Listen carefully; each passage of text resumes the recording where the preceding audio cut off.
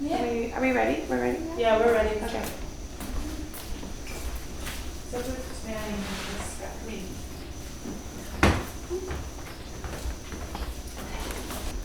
Cool. And should I just look at the camera? At No, you? look at me Okay. or Lily or whoever else. Okay.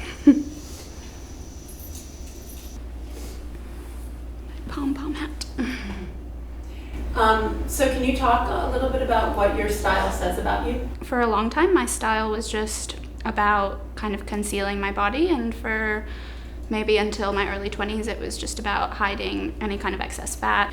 I'm really interested in wearing things now that kind of counter a lot of the rules that plus-size women are told that they should follow in their style. So via that, tight-fitting dresses or skirts, or just bold prints, things that aren't necessarily designed to kind of make you more invisible, but rather to be seen. There's kind of two sides of it. I think a lot of people have just been so taught that fat is an inherently bad thing, that when they see a larger woman in clothes that show off her body, they don't like it, and I think they're actually like opposed to it. I was a thin kid until maybe about like 8 or 9. I think I started gaining weight. And I definitely remember in elementary school a lot of comments about my weight, bat bullying like in school, and definitely from my family, you know, just making little comments about how I needed to start doing sports and how I needed to start doing gymnastics and just like losing weight. I had a period from maybe 14 to 16 of just really like crash dieting and really trying to change my body type. So for those years I was definitely thin. I like dropped something like 70 pounds. I might have been like 180 pounds as like a 15-year-old or 14-year-old, and then I definitely got to the lower hundreds. I grew up with my Hispanic side of the family, so my Colombian mom and all her relatives, and Latinos are very blunt, and I think that a lot of it's cultural. Like, I don't think they mean to be really offensive, but I think that they think they're doing it for a good reason. My dad's very large. He's like 6'2" and heavy set, so I definitely took after his side of the family. And for the Colombian side, like that was just weird to them. They didn't understand that my bone structure was different. There would just be a lot of like comments about how, you know, I looked pregnant. I think their ideal is like you have to have breasts, big breasts, and you have to have like, you know, maybe like a little bit of thick thighs, but not fat. Like there's quite a line between the two. And for me, like if I was going to be curvy, I was going to be fat. And as soon as I started dropping weight, like I just became a rail. Like my curves were gone. So they didn't like that either. You know, it was like, oh, now you look like a boy, or now you look, you know, your femininity's gone. Things like that.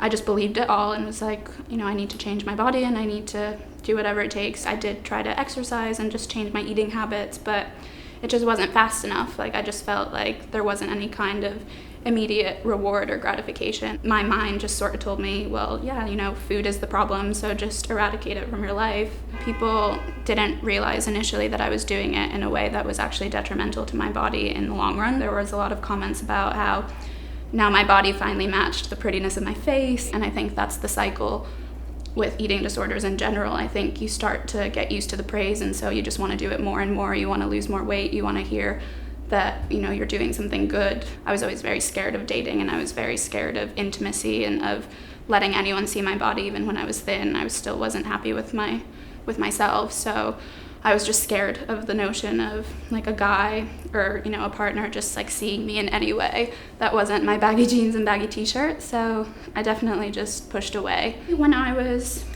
maybe 2 years into my eating disorder, my mom started to figure out that something was wrong. I was losing too much weight and that something had to be off, and I was kind of starting to just faint a lot. Like I couldn't really handle physical activity anymore in school, so I think I passed out in gym class a couple of times, and my family was alerted to the fact that something was wrong, at which point they got me like a nutritionist and put me in therapy and just tried to like make it better all of a sudden. What were the things that you did that made you happy? I think literature was always an escape for me, and writing. Like I think I resented my family, so I just kind of stayed away from them. Can you talk about what happened in college? What size were you like at that point? I think I would have been like 14-ish. I'd gained a lot of the weight back in the latter years of high school. 14 meaning around what you are now? I'm like more of an 18 now, but my eating habits still weren't healthy, like early in college at all. I think I wasn't crash dieting, but I certainly wasn't eating a lot. And as soon as I was on my own, kind of away from my family in college, I was just like, well, I'll try to lose a bit of weight again. Really only fruit and, like maybe a protein bar, things like that would keep me going through the day, but definitely weren't enough. And so then what changed? What happened? An opportunity came up to study abroad for a year in Madrid and then in Prague. Pretty much instantly, in being in Spain, it was just like a whole new world for me. Like, people just didn't seem to look at my size. People, when they talk to you, they actually talk to you, and they're not, secretly thinking, this girl's ass is so big, or, she needs to lose some weight. It was more like people actually made the effort to get to know me. Around the same time, I met my partner, who's still my partner, and he was just this person who was like really into body positivity and had always kind of had a lot of deeply rooted qualms with the way beauty is perceived. He's English, yeah.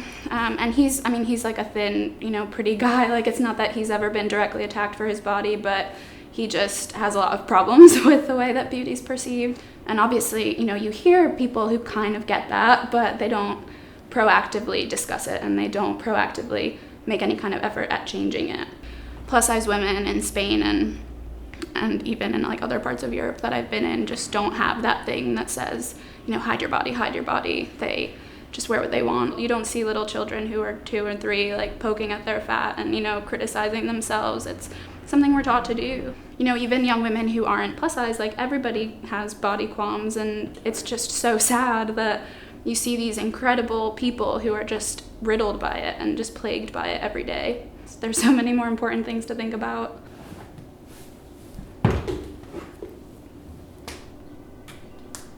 Can you talk a little bit about like bathing suit shopping? Usually we'd go to Colombia and spend the summers there.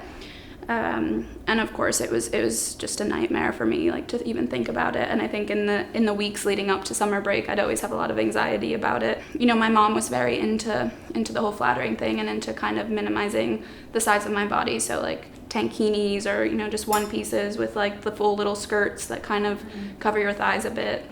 I love swimming, but I just would kind of just like stay in my cover up out of the water whenever possible. Last summer was the first time I wore like a real bikini, like, small panty, small bra. And I wore that in Spain as well, and it was fine. Like, it was just, it was comfortable. And there were like 2 times when someone was like, mira la gorda, which means like, look at the fat woman, but it was fine. Like, it just kind of didn't affect me. Can you talk about when you feel the most vulnerable? Internet commentary used to bother me a lot more when I was first starting out, just not because it made me question myself, but just because it reminded me of how deeply rooted the problem is. One of the first stories I actually wrote for Bustle was on Fat Shaming Week. Basically a group of men from somewhere in the South. They have this website that's very dedicated at, blatant misogyny, and they have taglines like "Bring the patriarchy back." They established this thing called Fat Shaming Week, where they were like, obesity in America is such a problem that we really need to take it upon ourselves to shame women into losing weight. For a week on social media, they just kind of found fat women and like bullied them and tormented them. And so many people followed them and like joined in the movement, and it was a nightmare. And I wrote about just, how absurd the whole situation was and how antiquated some of their, beliefs are. I kind of knew that they'd find me. Like, I knew that someone from their site would find the article and just like that it wouldn't be pleasant. And of course they did. And, it was like a big Twitter war where all of their little writers and stuff were just like saying mean things. It was like a difficult few weeks, but the article was worth writing. And I think that's kind of what I think whenever I write a piece that's like that. Like, even if I know people won't always respond well to it, I know that I still want to do it. It's easier, I think, to write about things that aren't controversial and to just like write fluffy pieces about, like makeup, but right. I love makeup. I write about makeup, but it's a lot easier to do, to write like 10 beauty products you should try. Like, that's easy and nobody's gonna find you and like hate you for it. Okay. When do you feel the most beautiful? Often just if my partner and I are together and, we've just woken up or like, fresh face, like I do feel quite beautiful because there's no outside sources kind of like nagging at you. You're just, you're on your own, you're with like a person that you love, you're just completely yourself in that moment, no artificialness. And I think I do feel quite beautiful, like, in those moments.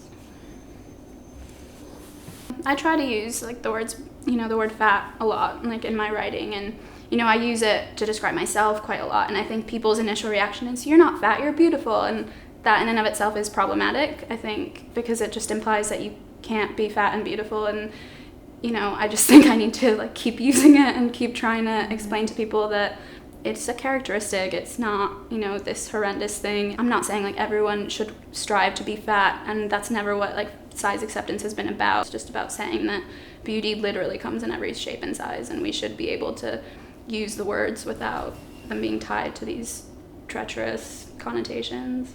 I gained quite a bit of weight in the last, like, 18 months. I kind of, like, just looked at myself in the mirror one day and was like, well, I feel pretty comfortable. Like, I feel really happy, Yes, I'm, like, the fattest I've ever been, but I also feel like the prettiest that I've ever been. Like, I feel like the fat is bringing something to the table. It's, like, bringing something to my femininity. It's not detracting from it. How has your mom responded to all of this? Initially, when I kind of started in the plus size blogging stuff, she was like, no, you're just finding an excuse to be told that it's okay when it's not okay. And she still fights it a bit. Like, she still will have commentary about, how I really need to up my gym membership, or how, I'm probably going down the path of diabetes, or, just little nags. But I think that she's starting to actually read my work and get it on more than she has in the past. And what would you tell your 12-year-old self?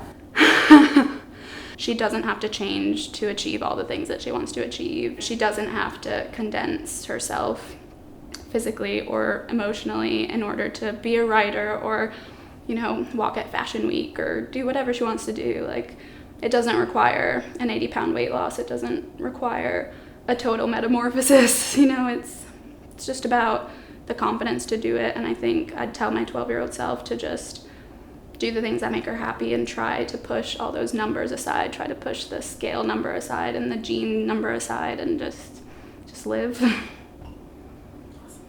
Perfect. Thank you so much. No that was problem. really great. Really great. Amazing story. Very inspiring.